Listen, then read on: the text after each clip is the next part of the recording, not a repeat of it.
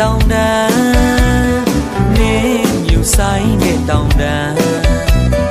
မော်ရှန်တို့ရဲ့မွေးမြေရှမ်းပြည်ကချစ်စရာသာယာပျော်ရွှင်ခြင်းနဲ့ပြေဝခဲ့တာ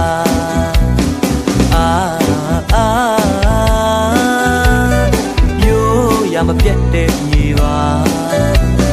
မြူးမြူးကြွကြွကားတွေအိုးစီကြီးနဲ့လေပညာရိုင်ကနင်းတဲ့ဓာတ်တိုင်းရဲ့ရိုးရာမယိုးနိုင်တဲ့ယနေ့ထက်တိုင်းမှာစိတ်ဆိုလန်းဆန်နေတယ်ဒီယူတော်ကြီးများရဲ့တစ်ဖက်ရာကင်းများရဲ့စတော်ဘယ်ရီကင်းနဲ့ရှူတိုင်းလာနေပါတဲ့ရှမ်းမြေ